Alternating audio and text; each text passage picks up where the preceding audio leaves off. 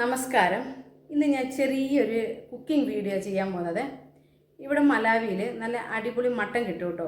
അപ്പം നമുക്ക് ആ മട്ടൻ വെച്ചിട്ട് നമുക്ക് സൂപ്പറായിട്ട് നല്ലൊരു മട്ടൻ ബിരിയാണി ഉണ്ടാക്കിയെടുക്കാം ഈസി ആയിട്ട്.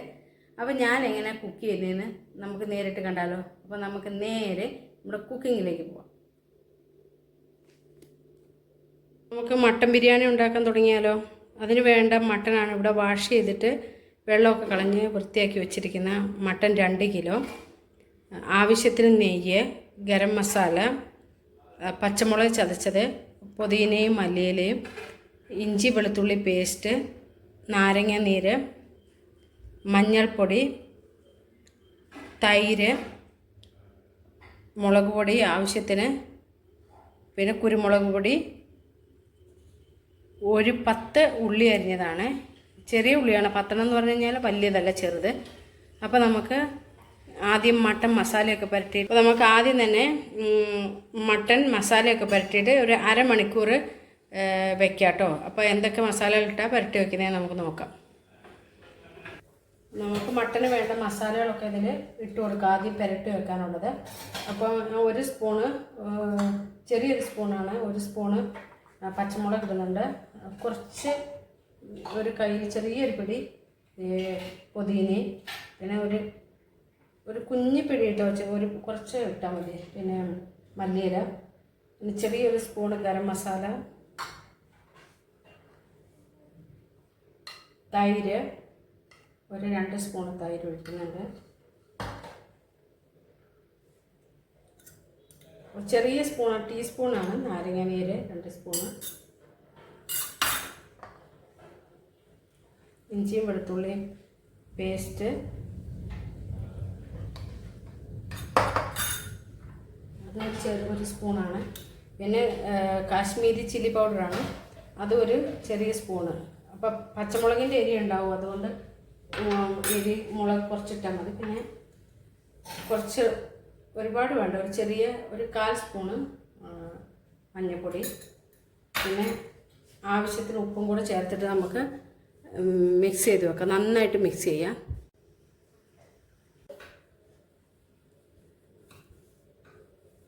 അപ്പോൾ നമുക്ക് മട്ടന് വേണ്ട മസാലകളൊക്കെ റെഡിയാക്കി എടുക്കാം. അപ്പോൾ നമുക്കൊരു പാൻ വെച്ചിട്ട് ഉള്ളി വാട്ടാൻ തുടങ്ങാം.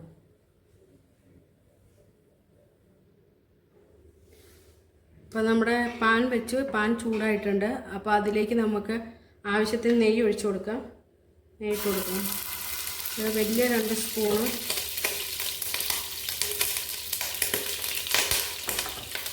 നമ്മുടെ ഉള്ളി ഇട്ട് കൊടുക്കും.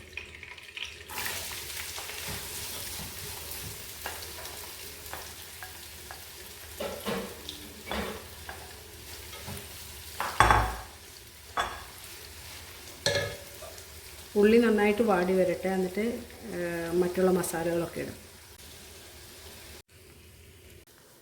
നമ്മുടെ ഉള്ളി നന്നായിട്ട് വാടിയിട്ടുണ്ട്. അപ്പോൾ നമുക്ക് അതിലേക്ക് ഇഞ്ചിയും വെളുത്തുള്ളിയും പേസ്റ്റ് ഇട്ട് കൊടുക്കും.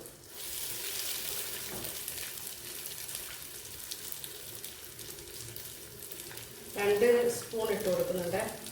അത് നന്നായിട്ട് വാട്ടിയെടുക്കാം.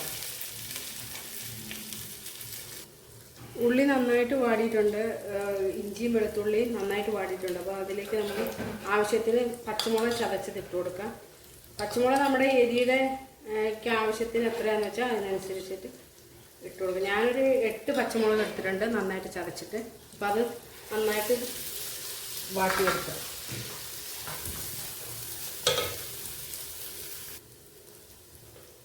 അടുത്തതായിട്ട് നമ്മൾ അതിലേക്ക് പച്ചമുളകും ഇഞ്ചിയൊക്കെ വാടിയിട്ടുണ്ട്. അതിലേക്ക് 1/4 സ്പൂണ് മഞ്ഞൾപ്പൊടി ഇട്ട് കൊടുക്കുന്നുണ്ട്.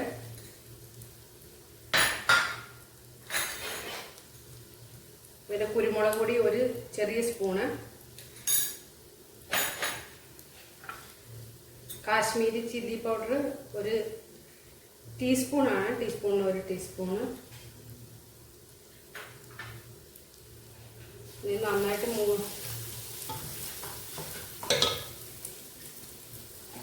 എല്ലാ പൊടികളും നന്നായിട്ട് വാടിയിട്ടുണ്ട്. അപ്പോൾ അതിലേക്ക് നമുക്ക് നമ്മുടെ തക്കാളി അരിഞ്ഞു വെച്ചത്, മീഡിയം സൈസ് 5 തക്കാളിയാണ് അരിഞ്ഞത്.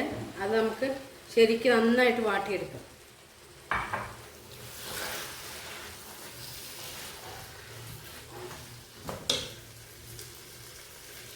തക്കാളിയുടെ ഒപ്പം തന്നെ നമുക്ക് കുറച്ച് ഗരം മസാല, ഇത് നമ്മുടെ വീട്ടിൽ പൊടിച്ച ഗരം മസാലയാണ്. പട്ടയും ഗ്രാമ്പും ഏലക്കയും കൂടെ പിന്നെ ജാതിപത്രിയും കൂടെ പൊടിച്ചതാണ്. അത് നമുക്കൊരു ചെറിയ സ്പൂൺ ഇട്ട് കൊടുക്കുന്നുണ്ട്. പിന്നെ ഒരു കൈപ്പിടിയിൽ മല്ലിയില, പുതിനയില എല്ലാം കൂടെ നന്നായിട്ട് സോഫ്റ്റ് ആകുന്ന വരെ വെയിറ്റ് ചെയ്യും. ഇതെല്ലാം കൂടെ നന്നായിട്ട് വാട്ടിയെടുക്കണം. നമ്മുടെ തക്കാളിയും മല്ലിയിലയും എല്ലാം നന്നായിട്ട് വാടിയിട്ടുണ്ട്. അതിലേക്ക് നമ്മൾ പുരട്ടി വെച്ചിരിക്കുന്ന നമ്മുടെ മട്ടൻ ഇട്ട് കൊടുക്കാം കേട്ടോ.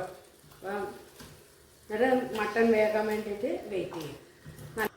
മട്ട ഇട്ടതിന് ശേഷം നന്നായിട്ട് ഇളക്കി കൊടുക്കാം. അതിലേക്ക് പാകത്തിന് ഉപ്പ് ഇടാം. ആദ്യം നമ്മൾ കുറച്ച് ഉപ്പ് മട്ടനിൽ മസാല പുരട്ടിയപ്പോൾ ചെയ്തിട്ടുണ്ടായിരുന്നു. അപ്പോൾ അതിനനുസരിച്ചിട്ട് കുറച്ച് ആദ്യം ഇട്ട് കൊടുക്കാം, നോക്കിയിട്ട് പിന്നെ ആവശ്യത്തിനിടാം. അപ്പോൾ ഇത് നന്നായിട്ട് ഇളക്കി യോജിപ്പിച്ച് നമുക്ക് വേകാൻ വേണ്ടിയിട്ട് വെയിറ്റ് ചെയ്യും.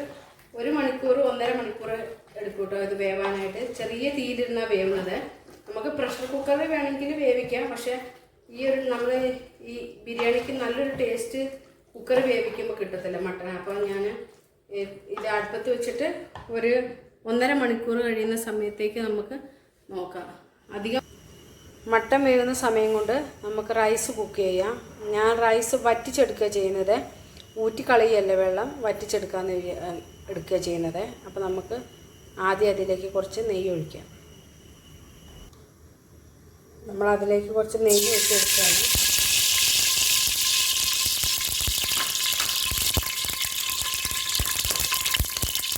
പട്ട ഇട്ട് കൊടുത്ത് ഗ്രാമ്പു ഏലക്ക ഇട്ട് കൊടുത്തിട്ടുണ്ട്. അതിനുശേഷം നമ്മുടെ റൈസ് അതിലേക്ക് ഇട്ട് കൊടുക്കാം.